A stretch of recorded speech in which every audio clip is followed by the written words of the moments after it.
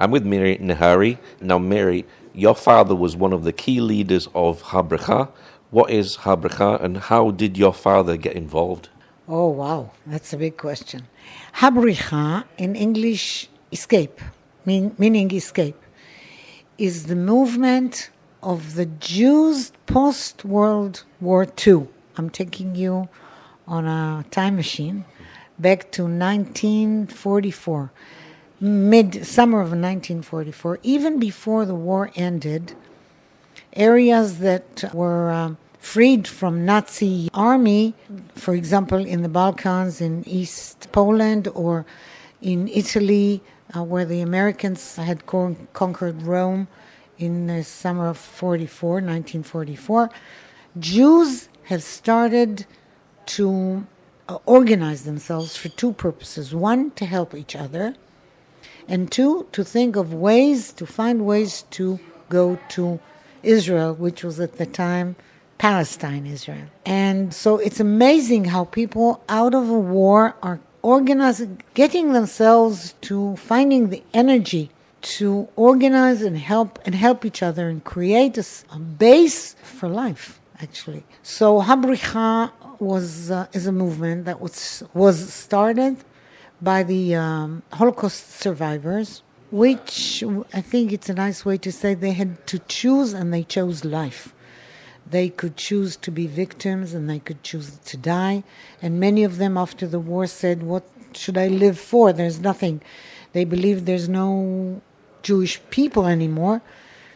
But they chose life, and they'd started organizing to go to Israel, to their homeland.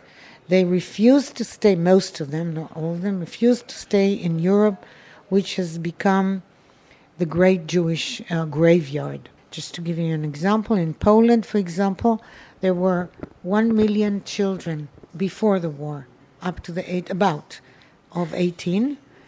And after the war, there was about 5,000 children left alive. It's really horrendous. So the Bricha started, the survivors chose the word Bricha, escape, and they said, we are escaping from Europe, which we do not want to live in, and we are escaping to Israel, which we hope will be our country. We know that it isn't yet, but we hope one day it will be our homeland, our country. Few months after the war, September and October, emissaries from Israel, actually earlier, people from Israel had come to Europe to help this organization. It was only a movement at the time, and make this movement actually an organization. First came the Jewish Brigade soldiers, Israelis who volunteered to enlist in the British Army to fight Hitler. And when the war ended, they had become, as somebody said, they changed from being soldiers of the King of Britain, they became soldiers of the Bricha and helped the survivors in any way they could. And then came emissaries from Israel. And so the Bricha is actually the journey of the Holocaust survivors, most of them, throughout Europe, first out of the countries under the Soviet regime, mostly to Austria and Germany, and then to the countries bordering the Mediterranean Sea, to where the Ma'apilim ships, the illegal ships, would try to take them to Israel, and usually they ended up in Cyprus, in camps, in British camps. So the Aliyah, the way to Israel after the war, has two chapters. One chapter is the journey by land in Europe, and the second chapter is the journey by sea from the shores of Europe to Israel, where the British usually stopped them from entering the country for different reasons. So there were about 3,000 people, men, women, and children, moving in Europe, some of them more organized, some of them less organized, some of them part of the way organized and part of the not organized. And they were transparent people. They had no papers. They belonged to no country. They refused to be Poles or Germans or Czechs or Russians. And they were still not Israelis, because there was no Israel at the time. And it's like the exodus from Egypt. When the Jews left Egypt, it says in the Bible, they traveled and they stopped, and they traveled and they stopped. So they did in Europe, in the exodus from Europe. They traveled, all of it illegally. Then they would stop at camps, either Bricha camps or DP camps, displaced persons camps. When they were in the DP camps, which were organized by the armies, American, and mostly American, British, and some French armies, and under the ones that worked in the camps was UNRWA. It's a UN branch. They were legal. When they came into the camp, they were registered. They would register, and they were legal, and they would get food. Sometimes very little. Like there were camps that would give Jews only 1,200 calories a day, which is not enough. Some would give them 2,000 calories, which is still not really. And that's after 5 years of Holocaust. And then they would leave the camp, one camp, going on their way to Israel, to another camp, and to another camp. On the way from one camp to another would be, again, illegal. For example, one of the problems of crossing borders was getting out of Berlin. Coming into Berlin was difficult because you had to cross, Poles had to cross the border, the Polish border, and then would go and come into the British Army zone. So they would have to cross the British Army zone border. And then Berlin was like an island. Getting out of Berlin was very difficult because they were transparent. They had no... Okay, so all this journey was crossing borders illegally, having forged identities. You would sometimes have... when getting out of Poland to Czechoslovakia, it would be maybe an Austrian who's going home, and from Czechoslovakia to Austria, you would be an Austrian from a certain area going home, and then from that area would be an Austrian from another area, because you had to cross the border from the Russian zone to the British zone or to the American zone. And then you may be an Austrian trying to go to Peru. And for each one of those identities, you would have papers, because they were very good at making forged papers. And the way the traveling was many times by foot. They actually had to cross the Tatra Mountains from Poland to Czechoslovakia, always at night, very cold, very difficult. A real great project, I think, with children and with people who were just after the Holocaust, not always very strong. Sometimes you could cross, sometimes they'd use lorries, and then you could cross at a border station, formal border station, with forged identities. Sometimes they would have a list of a group. It was a group list of all the people who are crossing, and they would have to prepare the list ahead of time. So a man would be the husband of a woman he never met, and they would have a child whom either of them had ever met, and because the list had a family of a father, a mother, and a child. So they would take a man, a woman, and a child and told them, now, for this crossing, you're a family. Learn well your identities, because if you forget or if you get mixed up, the whole group will suffer, maybe returned back to where they came from, or sent, depending where it is, to prison and so forth. So the Bricha actually got this journey there was people to move, and there were camps to have, and there were forged documents to make, and you would have to find the way to where and how to cross the borders. That would be from the summer of 1944 to, we say, to the 1950, early or end of 1949, because that's when the displaced persons camp camps closed. Now at that time, it's different from now, UNRWA at that time said a displaced person is just for 5 years. You have 5 years where we will help you. We will give you food, even if little, but some food and some medical care. And then after 5 years, you're on your own. Here in Israel, from 48, people are still under UNRWA getting, that's many years. At the time, it was only 5. So the war ended in 1945. By 50, all the camps closed, and there were no more refugees. Everybody had to find a way to live for themselves. So for 5 years, the Bricha actually was in Europe. For 5 years, all across Europe, except from England, of course, and Albania or so. There were Jews in Sweden also. We were taken, there was one Ma'apilim. Ma'apilim is people who came to Israel illegally on ships, coming from Sweden. So that's one more thing about the Bricha, before I leave it, is the problem or the issue of children. That was very dramatic and very acute.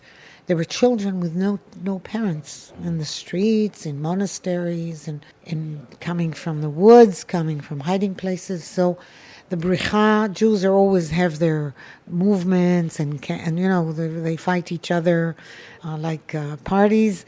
But on the children issue, they were all together, working together, coordinating the work first you had to find them, then to save them. And then they had built, they called it children's homes, not orphanages, because they said, well, maybe we'll find the parents or somebody from the family. And there was a great thing to take care of children who have lived through the Holocaust. With all the people say now, how do you deal with something so horrible as the October 7th? And then they had to deal with the Shoah, with the Holocaust. How do you deal psychologically with the Holocaust survivors? No one knew. So the Bricha worked with those children, and they were taken illegally, sometimes walking, holding each other hands during the night, the babies with their mouths taped, not to cry. So that's something about the Bricha. Now my father, it's a very long story. He was born in Kovel, which was Poland at the time. Now it's Ukraine. And he was preparing to, in a Zionist youth movement, to come to Israel. And he was in a group, they call it Hachshara. His name is Tzvi Netzer. At the time it was Melnitzer. And they were preparing in Warsaw, in a camp in Warsaw, to come to Israel. And when the war started, the Germans entered Poland. They decided the whole Hachshara camp to run away to the east, hoping that the Red Army would stop the Germans. And there was a big story. He was asked to bring money to the Soviet Union. He was caught. He was sentenced to gulags in Siberia. A great, what a story. He survived Siberia. And in 1941, when Russia joined the Allies, all the political prisoners were allowed out of the prison. So he was political. So many Jews fled from Poland to Russia and found them Soviet Union and found themselves in Siberia. So they moved down to the to the warmer countries. And he did all this huge, long way in Russia to what they call the Asian Russia, the Uzbekistan, Tajikistan, the Stan countries. And he fled from Azerbaijan as a stowaway on a ship to Tehran on the Caspian Sea in a barrel. And there he joined the Israeli emissaries to Tehran who were taking care of Jewish children from Poland who were sent to Tehran with the Russian army. There was a Russian army that was going to fight with the Allies against the Germans. And they took children, Jewish children. So the Jewish children were taken out of the Catholic camps, were lured out. And he worked with them and came to Israel as a really Hollywood story. dressed as a British officer. He didn't know a word English. And he joined my mother, whom he knew in Poland, and they married. And 2 years later, in Tehran, he met Shaul Avigur, who was the head of the Mossad L'Aliyah Bet, which the Mossad. And Shaul Avigur met him in Tehran, and 2 years after he came to Israel in 43, in 45, Shaul called him, you please, not only him, people whom he chose very particularly, to please go back to Russia and head the Bricha there. And emissaries from Israel, like my father, he was from Poland, he was sent to Poland. A Jew that came from Czechoslovakia was sent to Czechoslovakia. One from Austria that knew the country, knew the customs, knew the language, was sent to head the Bricha in that country. So my father became the head of the Bricha in Poland. And in Poland, it was all the Jews that ran away from Poland to the Soviet Union could come back only through Poland. So there was an agreement between Stalin and the Polish government that Poles who fled from Poland to Russia could go back to Poland. So Jews, about 80,000 Jews, Polish Jews returned from Russia, all of them to Poland. So through the Bricha's hand, my father's hands, went about close to 200,000 people. They moved, one route was through the north to Germany, in Szczecin, a Polish town, to Germany. And it was a British zone, under British zone. And the other route was south to Czechoslovakia.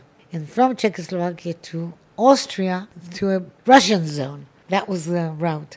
And from the Russian zone to the British to the American zone. Germany and Austria were the Central European countries where the DP camps, the displaced persons camps, were set. Now, are you following in your father's footsteps by being the head of the Ha Bricha Association today? When both my parents died, not together, we thought of doing something to honor them. And we looked into a couple of things, and we decided the Bricha is not known.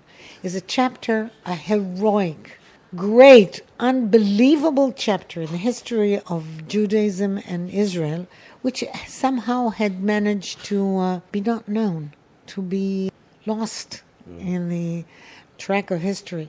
Many Jews, because it was partly because it was so hush-hush, unknown. People didn't know. The Bricha people themselves didn't know. Like somebody told, one of the Bricha persons told me in Israel, somebody told us to mount the train, go on the train. So we went on the train. And I assume now that he had tickets and he had papers and he knew what he was doing. And then somebody told us to get off the train. So we went off the train with a lot of trust in people they didn't know before. So we went off the train, and somebody was waiting for us and gave us tea and sandwiches and took us to a place and took care of us, and then they moved us to somebody else. They didn't understand what was going on. It was so, that is... Like uncharted territory. Yeah, it was... So the people themselves didn't know how they moved from one place to the other. Sometimes they say that the Red Cross helped them because the Red Cross was legal and known. Sometimes they say that the Joint Jewish Philanthropic Agency helped them because it was legal and known. And they did help them. The ones that carried the Bricha were just unknown. You didn't know who they were and how they would do it, how they were doing it, and why. Well, they were doing it. For example, one time in Austria, they decided the British had closed from Austria you wanted to go to Italy. And from Italy you'd go on the ships. Once you reached Italy, Italians were very hospitable. And it was mostly legitimate, and there were Jewish camps, the Bricha had camps, and they were not illegal anymore. And so they wanted to go to Italy. So the British, in 1947 mostly, the British had closed all the ways from Austria to Italy. The main route was called the Kvish Baruch Hashem, I'll remember in a minute, where lorries could go, or transportation. It's still there now. It's a big, huge highway. At the time, it was a small road. The Brenner Pass The Brenner Pass was the pass between Austria and Italy, and it was in the British Army zone. So they closed it completely before it was closed. But how somehow Jews, the stories of how Jews, if we have time, I can tell you a story. But the one I want to tell you now is, so they had made a DP camp in an Austrian city near the Alps, hoping to cross the Alps by foot or to cross through the French zone. And Salzburg was a big, very big Bricha center. There were about 7 or 8 camps, refugee camps in Salzburg. So the way from Salzburg to this Saalfelden city where they had a new camp was through, the best way was go through Germany, through a little part of Germany. So they would take the people on a lorry, go to Germany. Some of the people would stay in Germany because German camps, DP camps in Germany were much better. The life situation was much better. And people from Germany who wanted to go quicker to Israel would go on the lorry. And the lorry would start with like 30 people from Salzburg and arrive 30 people at Saalfelden near the Alps. But maybe different people with the same ID, with the same papers. Some stayed in Germany, some from Germany went on the... So, they were doing like really inventive, extraordinary. And people didn't know, the Holocaust survivors themselves didn't know that you wanted to go to Germany. Okay, this is your station, get out. Get off the car and you get papers. You want to go to Austria and move quicker to go on. But the whole organization of this trip, they were not aware, people, the Holocaust survivors, of the whole plan of things. So my father was supposed to go for half a year, and they kept him for 2.5 years. And he came back when the Bricha almost ended, to the voices of the guns of the Atzmaut, of the Independence Day war in Israel. And he, most of the time, he had many different identities, mostly a Holocaust survivor. He spoke Polish, he spoke Yiddish, he spoke Russian. He knew the Russian people because who came from Siberia. So that's my father. Now, your family have been through all of this in Europe, and today we've seen on October the 7th this terrible, terrible massacre that took place here in Israel. And now from that we're seeing a lot of anti-Semitism in Europe. Have we learned any lessons, and do you think Jews that are living in Europe today should actually leave and come here to Israel? That's a big question. Can I add a chapter that I forgot, very little? When my father came from the Bricha, he went back to the kibbutz. He was in the kibbutz. He went back to his kibbutz, and in 1946, very suddenly, Poland opened its border for Jews. Jews could leave Poland. So he was called again to Poland. 1956. Gomulka's government, he was the head of the government, opened its borders. So in Israel there was a bureau that's called Nativ, which also means a way. Nativ is a way, a route. A Nativ bureau was also a hush-hush bureau, dealing with the Jews behind the Iron Curtains, all the Soviet and the other countries.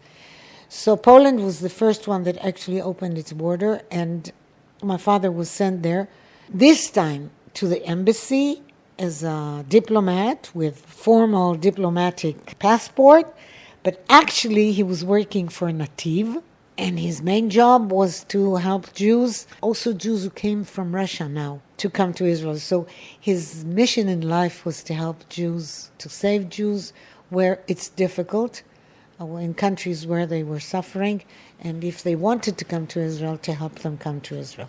Now to your question. I think there's a really huge difference between the Bricha time and the times now, also Nativ time.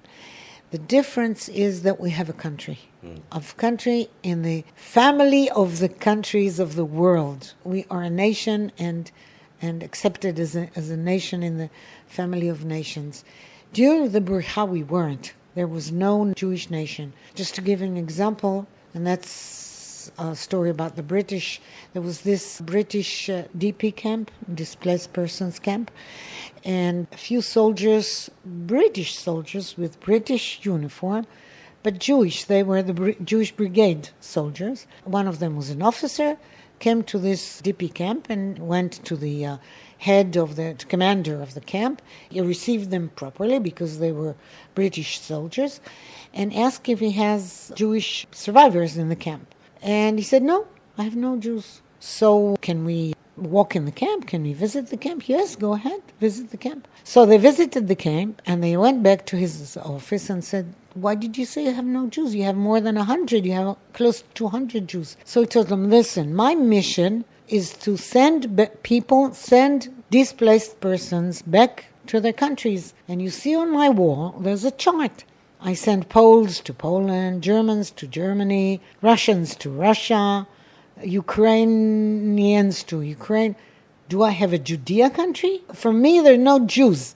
Either they're Poles or they're Germans or no Jews. And I send them to their countries. And actually, quite a few times, Jews were forcibly and violently put on lorries and sent back, usually to Poland. Which is where the Holocaust was. Which is where the Holocaust was. So, and if the British caught, for example, I have a story also of the Jewish brigade person. He was a sergeant, and he was given, and he said he was asked by his Bricha handler, and he said, when my Bricha handler asks me, that's a command, to have 60 lorries at noon exactly at the train station in Treviso, which is a country in the north of Italy, on the border of Austria. I didn't know why he asked me, so that was an order, and I had 60 lorries. I couldn't have enough of our own for the British ones, so I asked some American ones. I even had a black driver on this group.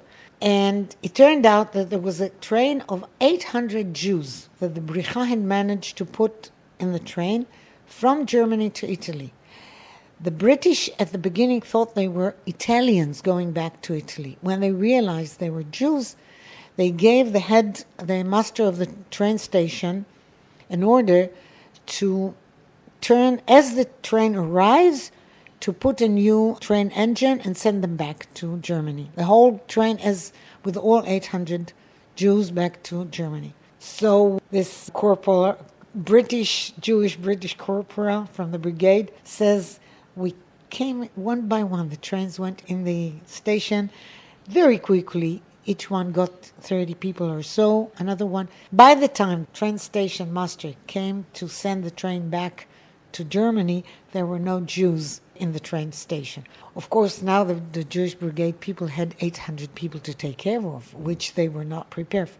Food and lodgings and so forth. And they did, taken their own food and their own blankets and tents and so forth. But the point was that the British were going to send back Jews who had managed to arrive to Italy to Germany, because the British were actually a hindrance to the Jewish people, and I imagine many, many Jews died because of the way that the British were acting at the time. Well, that's going too far. The British were a great hindrance. They understood. They weren't stupid. They knew every Jew traveling in routes of Europe was potentially a ma'apil who was going to Israel, at least potentially. So they tried to stop. And I have letters from the foreign ministry and from the government, for example, to the foreign office, the Polish foreign office, reprimanding them. Why do you let Jews go out of your country? Which they didn't, but the Jews did go out. And there were MI5 and the MI6 and the Secret Service of the Army and the Secret Service of the colonies and the Secret Service of the Israel and the area here. It was all of them were working to find out about Jews traveling in Europe. They were joining efforts, all of them, to intelligence was the word I was talking about. Many intelligence bureaus, British, were working and there was an intelligent person in every border station, British intelligence, to catch the Jews. They didn't cause their death. And I think interesting and lucky for us and unlucky for Britain is that They had a lot of information. They actually knew a lot.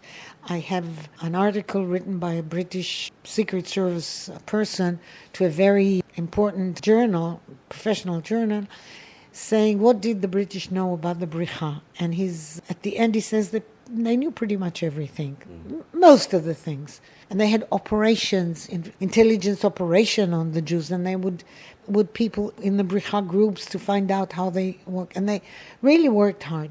But the policy was wrong. I mean, they didn't have much choice. The British policy was that the Jewish refugee problem in Europe is a European problem. Europeans made it, and Europeans should take care of it. And it has nothing to do with Palestine. It had everything to do with Palestine. So with the ships, they only 8 ships, 8 illegal survivors ships made their way to, the first 8, made their way through the British blockade. Other 58 ships all were caught by the British Navy because they had the intelligence and they could stop the ships and take the survivors to camps in Cyprus to hold them. Again, behind barbed wire, again with watchtowers and soldiers. So the intelligence for the Hapala was there, the ships, and the ability of the army to work on the intelligence was there. With the Bricha, there was intelligence, and there was a lot of effort put into the gathering the information. But they couldn't do much because they'd ordered the government of Germany not to let Jews in or not to let Jews out. Everybody was happy to get the Jews out, and sometimes the Bricha paid the government. So they were happy. Get the Jews out. Yeah. We get the Jews out, we make the British angry, which is nice. We make the British embarrassed, which is nice, and we're very happy. So the British had no good plan what to do with the information they had. I must say, the British were careful, also with the ships. They were not really violent. They weren't letting Jews come to Israel, but they weren't killing them. They didn't want them. They would have liked them to disappear, which they didn't. Like the Arab population want us from Israel now to do. If we could evaporate, that would be very happy. But we're not evaporating. But they didn't kill them. They made it much harder. And they made us use a lot of more ingenuity and find ways to organize the journey, to carry out the plans for the journey, the idea of a journey. But they didn't kill. Not really. They weren't. With the rise in anti-Semitism, do you think we've learned anything? You asked me what lesson we can learn. So I think there's no lesson to learn about the trip, the journey. Because now there is a state of Israel, and it's legal, and if you want to come to Israel, you can come to Israel. Just apply to the embassy or whatever, and it can be done. Unless you're in the Soviet Union, which is different. The lesson that we Jews can learn is how to receive new immigrants in the country. When the Holocaust survivors came to Israel, they were not well received. It was a poor country. It was a country fighting for its life. It was a country run by very young people. And some of them had to go to the independence war about a week after they had arrived. They would arrive to Israel, would get a week to get organized in a new country with no language, with no nothing, with no help, and then be taken to fight in the army. Some of them died before even visiting anything in the army. So I'm telling us Israelis, if new people come to Israel, receive them well. What can Christians around the world do to combat anti-Semitism and support the Jewish people at this time? Is it important for Christians to be encouraging Aliyah, for instance?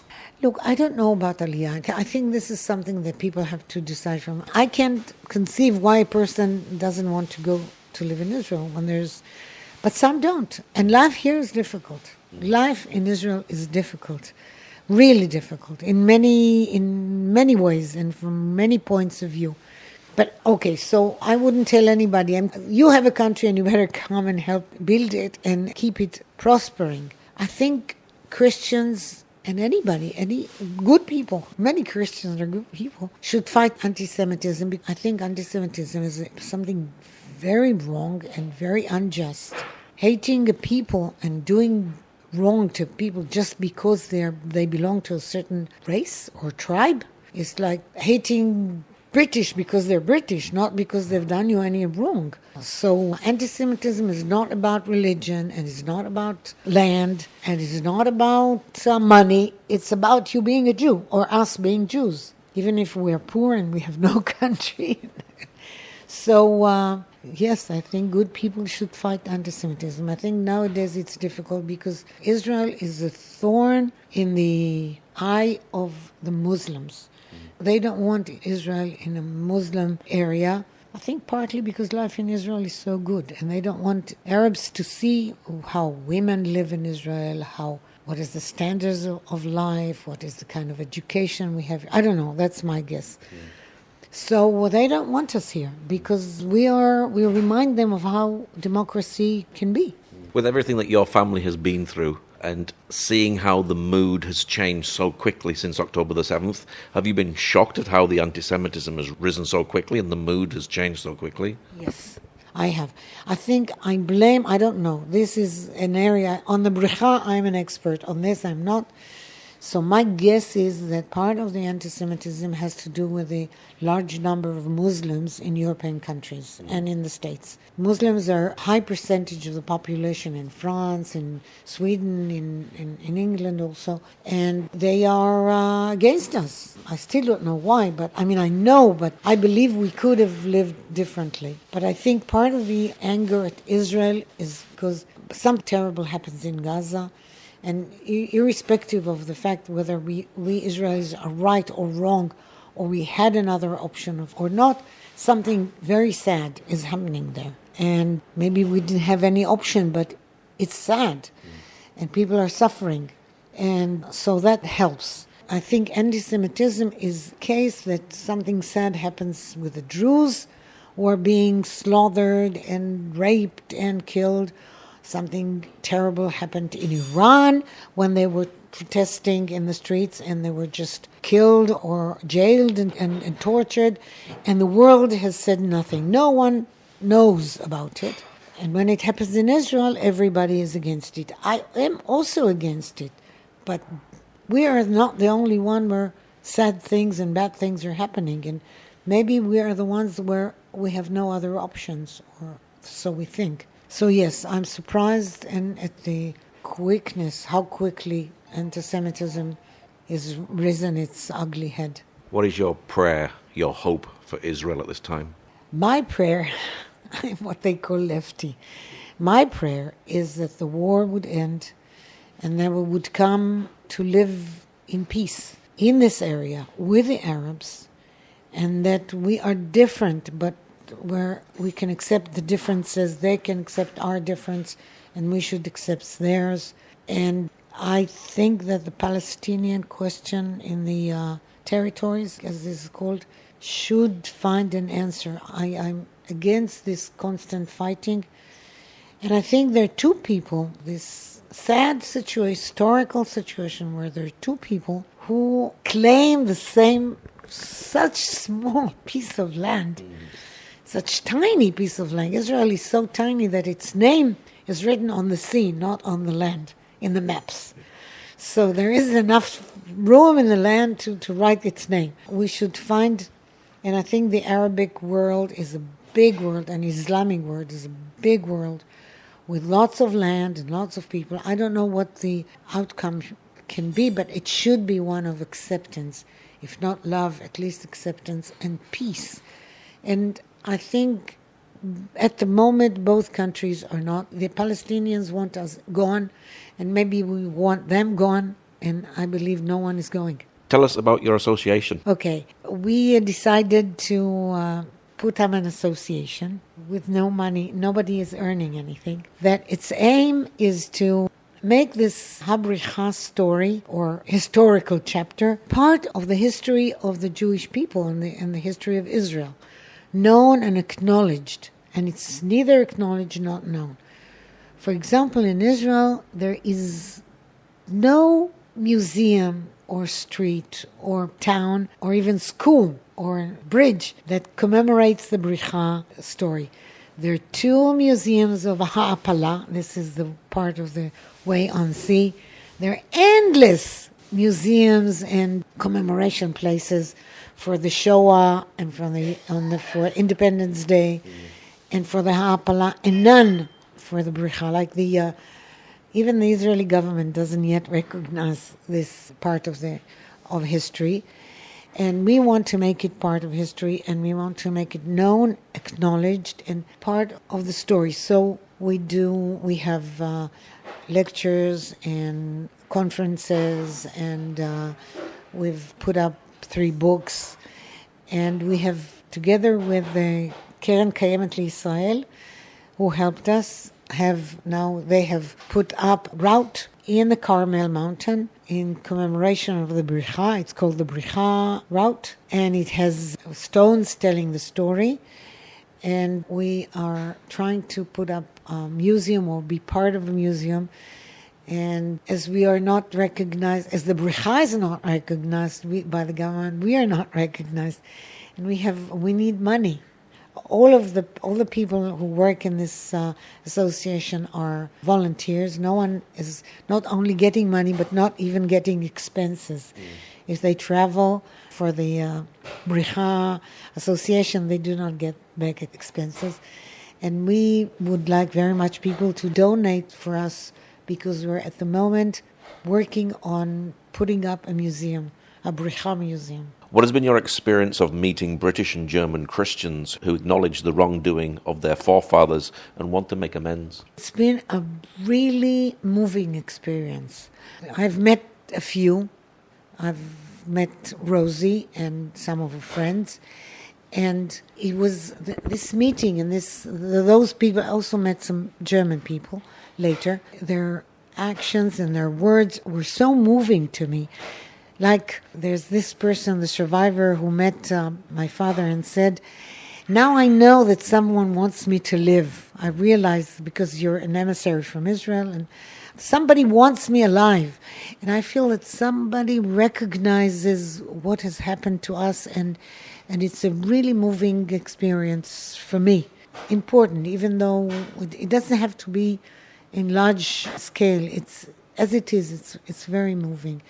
Sometimes I'm embarrassed, like people ask me forgiveness. No, there's no need, but it's really nice and it's really moving and important. So in the rise of all this anti-Semitism, does that give you some hope? That's going too far. There's some good people, some really good people, and some, I don't understand this anti-Semitism. I mean, I can lecture about it, but deep down inside me, I don't understand why people hate me. What have I done wrong except being Jewish, which I couldn't control? I mean, it's not. So I don't really understand anti-Semitism. The anti-Semitism now I understand. Much of it is anti-Israel.